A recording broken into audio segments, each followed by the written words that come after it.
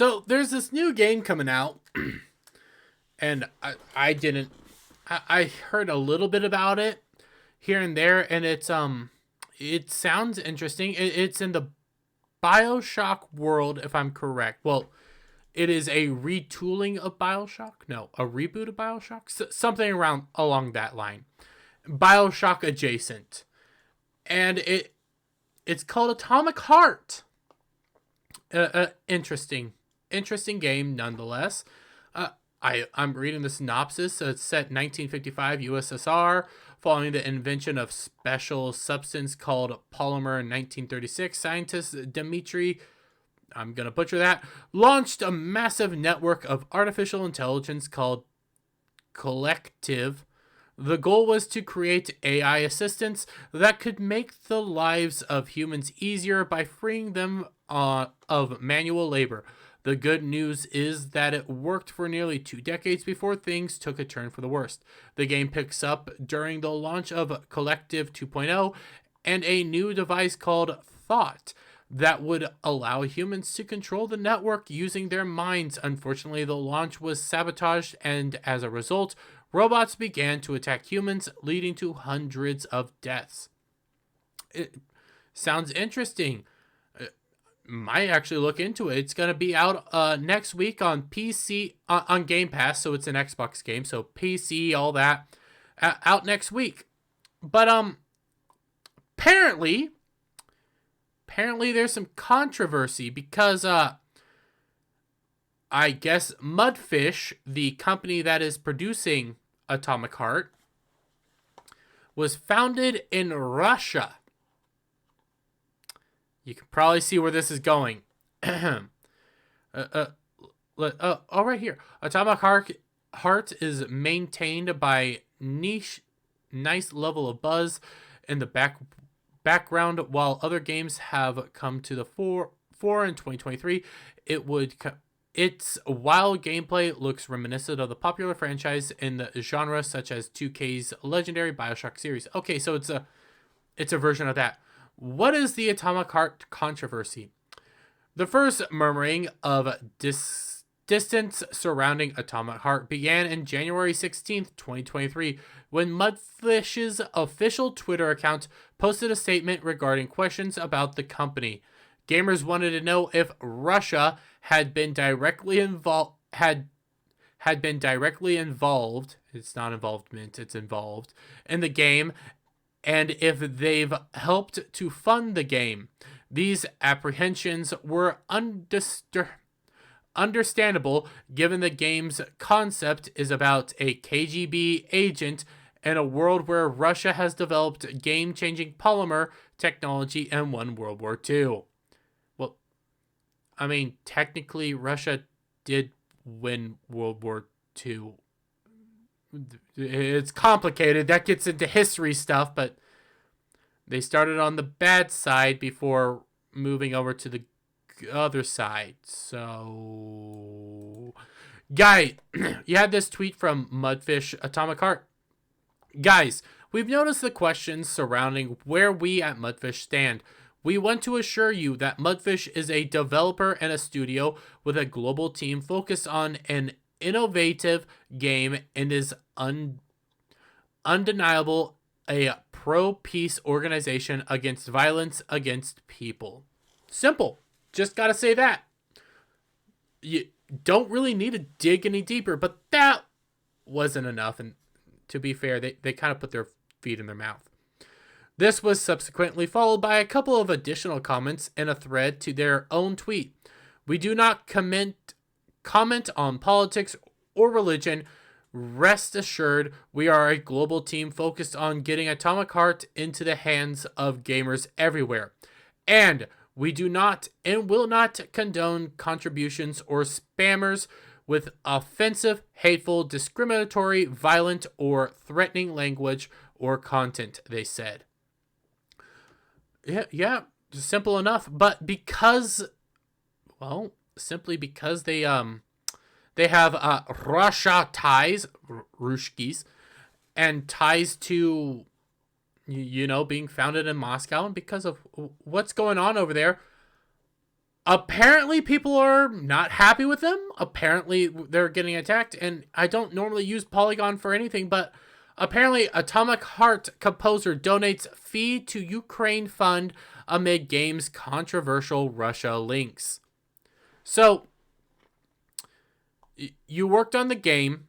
You're now, because of the pushback, because of the weirdness around your whole founding of your base company in Moscow, because of the fact that it's set in Russia, I guess where commies won the Cold War more likely and invented something interesting. Because of all that, and the fact that they don't want to make comments on political issues, which I agree with, they're being bashed and berated, and now their composer, who apparently worked on Doom, has given money. As developer Mudfish equivocates, Mick Gordon takes a stand. What are they equivocating on? From what I'm seeing, and I mean, I read this, it is argued that if the Russia government stands to benefit from the game, then, there's a chance that purchasing the game could, I cannot say this, indirectly contribute to Russia's efforts on the ongoing invasion in Ukraine. So, concerns were exaggerated by discovery from, or exaggerated discovery from Annie Capital that on Mudfish's company store, a line was in the privacy policy reads, Mudfish collects users' data and may provide it to Russia's state authorities. Ooh, actually, that is an alarm bell. It is kind of a creepy little thing. Alarm bells were immediately signed. At once, it became a viral Mudfish response to shut down any potential unrest it could cause. Our games and website do not collect any information or data. The website's privacy statement is outdated and wrong and should have had been removed years ago. We have shut down the shop to assure our fans of the integrity of our studio and products. We apologize for any confusion on this matter, Mudfish told Games Radar. This subject to Atomic Heart having any connections to Russia government is still unclear. We will update this article with any developments regarding the controversy. So because of this controversy, because of all this, a man who worked on the game, and the other day we talked about a developer or a guy who worked in mocap for Hogwarts Legacy, and how I called him a little soy boy freak for having to come out and basically decry working on the game, and how he's sorry he profited off of it in any way, shape, or form. I still agree with that statement, and I still stand by that statement, and I kind of stand by it here. Video game composer Mick Gordon has said he has donated his fee for writing music for writing music for the Atomic Heart to the Red Cross Ukraine Crisis Apparel. Atomic Heart, due to February 21st release on Game Pass, Windows, PC, PlayStation, and Xbox next week. It is made by Mudfish, a studio that was founded in Moscow, Russia, but recently moved its headquarters to Cyprus. Mudfish has attracted controversy for its refusal to comment directly on Russia's war in Ukraine and for the heavy use of Soviet imagery in the game. Well, normally you guys like the Soviet all that stuff, don't you guys? Well, I still stand by my position that Mick Gordon, if you didn't know any of this, if you worked on this game, no, you worked for the company, you made stuff for the game, you profited off the game, and yet now you're coming out to virtue signal because some weird ties to possibly Russia and things like that. So you got to give away the money you made. You should know what you're going to work for. You should do research. If somebody contracts you, maybe you look into the company first. Why didn't you do that first?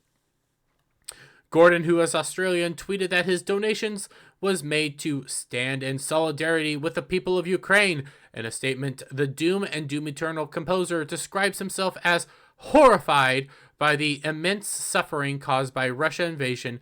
This invasion was not a decision of the Russian people, but rather an authoritarian regime that disregards human rights and dignity. Oh, you know the stuff.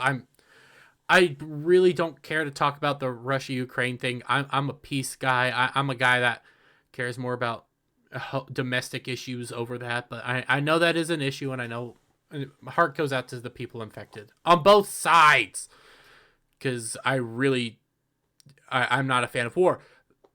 But this goes back to what I said yesterday when it came to the soy boy who worked on Hogwarts Legacy.